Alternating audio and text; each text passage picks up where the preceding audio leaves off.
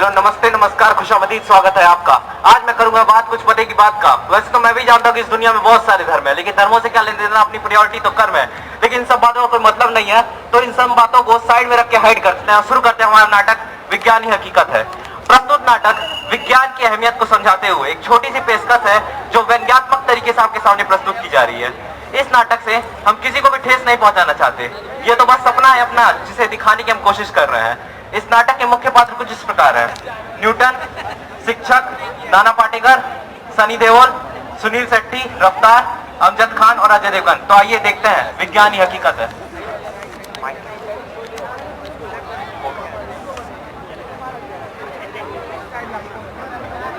Morning sir. Good morning बच्चों, sit down. तो बच्चों, get ready for attendance. Ajay Devgan दावत प्रेजेंट सर। बैठ जाओ। Sunny Deol, Raftaar, don't sing in my class, sit down. Nana Patekar present sir, present sir. ठीक है। आमिर खान, माइक दो। तो दूसरे गोले पे गया है। क्या दूसरे गोले पे चला गया? बिना एप्लीकेशन दिए चला गया? रुको, प्रिंसिपल मैम के पास भेजता हूँ उसको, अभी आने दो। ठीक है। अमजद खान हम तो आए हैं रे। अरे आया है तो क्यों डरा रहा है, बैठ जा चुपचाप। सलमान खान काले रंग के शिकार पे गया? ठीक है, बैठ जा चुपचाप। ठीक है। Sunil Shetty, present sir. ठीक है, बैठ जाओ। सो बच्चों, आज हम एक नया चैप्टर पढ़ेंगे, ग्रेविटेशन। सो ग्रेविटेशन जो है, gravitation is a force of attraction between two bodies. ठीक है, आज हम इसको अच्छे से। I have a question sir. आगे आओ तो पूछूं sir. Yes mister Nana, ask your question, what you want to कल आस्क। रात को मैंने इस चैप्टर को पढ़ा पर समझ नहीं पाया कि ये चीज क्या होती है। मुझे समझ नहीं आया ग्रेविटेशन चीज क्या होती है। मुझे समझ नहीं पाया ग्रेविटेशन कांस्टेंट की वैल्यू 6.67 × 10⁻⁷ की होती है। मुझे समझ नहीं आया धरती की आवश्यकता क्या है। धरती को कुछ मत बोलना, तो धरती में जानता हूँ धरती तेरी माँ, अम्बा तेरा पिता, चंदा तेरा मामा। चुप कर बैठता क्यों? अरे बैठ जाओ, तुम दोनों कितना लड़ते रहते हो क्लास में। बैठो, नहीं तो अभी पनिशमेंट दे रहा हूँ। धरती का पुत्र बना फिरता है sir. I don't want this type of attitude in my class, understand? Okay sir. हाँ ठीक है, जैसे कि मैं बोल रहा था, Nana I will give your answer. Okay sir. जैसे कि gravitation is the force of attraction between two bodies in the universe. So आज हम इसको अच्छे से डिटेल में पढ़ेंगे। पर बच्चों, मैं बता दूं, इसको मैं नहीं पढ़ाऊंगा। हम पढ़ाएगा सर जी। इसको पढ़ाएंगे न्यूटन मीटर स्क्वायर पर केजी स्क्वायर के पिताश्री आइजैक न्यूटन जी। वो एप्पल वाले सर जी। हाँ, वही एप्पल वाले जिन्होंने हमें ग्रेविटेशन के बारे में बताया। उनके लॉज ऑफ ग्रेविटेशन और मोशन आज हमें किताबों में पढ़ने पड़ते हैं, मिलते हैं। सो तालियों से स्वागत कीजिए आइजैक न्यूटन जी का। Good morning sir. Good morning sir. Good morning children, बैठ जाइए। क्यों सर? तो बच्चों, आज मैं आपको ग्रेविटेशन के बारे में पढ़ाऊंगा। ग्रेविटेशन यानी कि गुरुत्वाकर्षण बल। पृथ्वी के पास एक ऐसी ताकत होती है जिसे वो किसी वस्तु को अपनी ओर आकर्षित करती है, जिसे हम ग्रेविटेशन कहते हैं। लेकिन बच्चों, मैं आपको एक बात बताना चाहता हूं कि ग्रेविटेशन और ग्रेविटी में थोड़ा अंतर भी होता है। देखो, जो फोर्स ऑफ अट्रैक्शन दो बॉडी के बीच में लगता है, अब चाहे वो कोई बॉडी हो अर्थ की, तो उसे हम ग्रेविटेशन कहते हैं। लेकिन जो फोर्स ऑफ अट्रैक्शन अर्थ और जो ऑब्जेक्ट उसके करीब लगता है, उसके बीच में लगता है, उसे हम ग्रेविटी कहते हैं।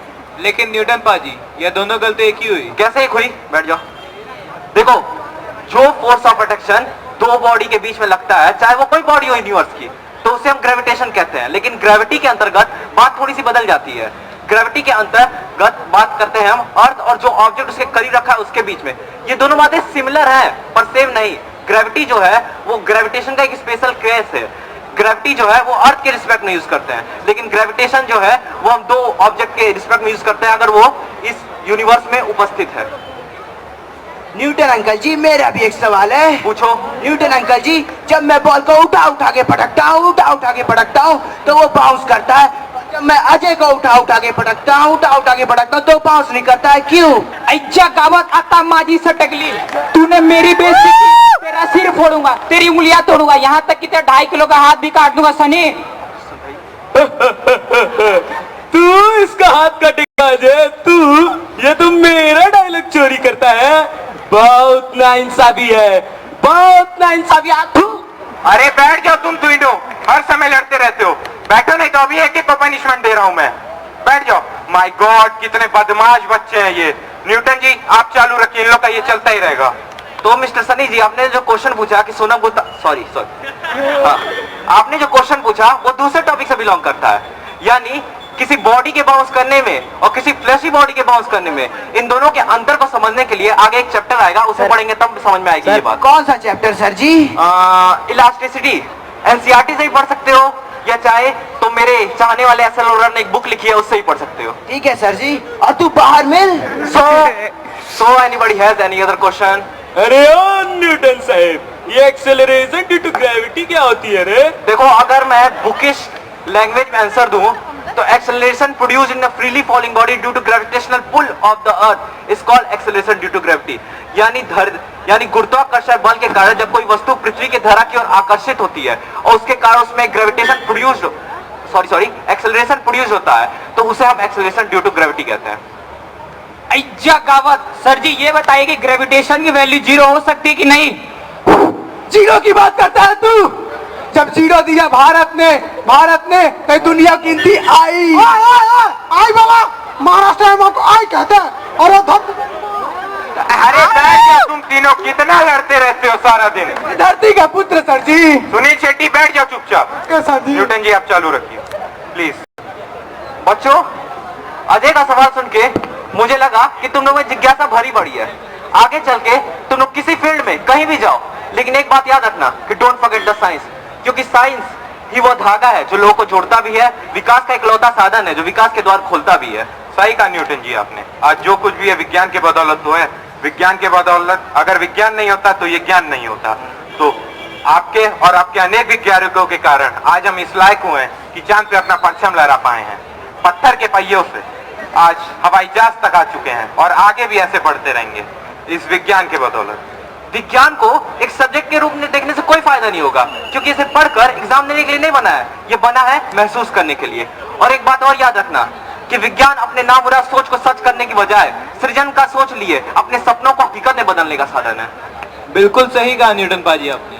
आपके बातों से मुझे विज्ञान की अहमियत का ज्ञान हुआ। 80 समझ गए कि विज्ञान उछट के हम डेवलपमेंट की लंबी पारी नहीं खेल सकते। अगर आपकी आज्ञा तो मैं इसे 2 लाइन सुनाता हूं। सुनाइए।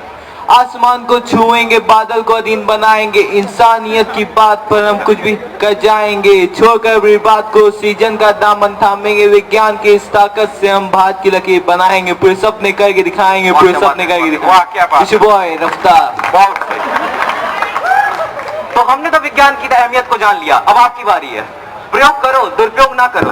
दुनिया में जो कोलाहल है, प्रदूषण है, तबाही है, उसे खत्म करने की आवश्यकता है। विज्ञान ही है हल इन सब परेशानियों का। अब आपकी बारी है समझने की, क्योंकि विज्ञान ही हकीकत है। न्यूटन पाजी एक सेल्फी हो जाए। ये देखिए, सनी सेल्फी लेना चाह रहा है। किसके बदौलत? विज्ञान के बदौलत। चलो सनी सेल्फी ले लो। Thank you sir ji. Thank you.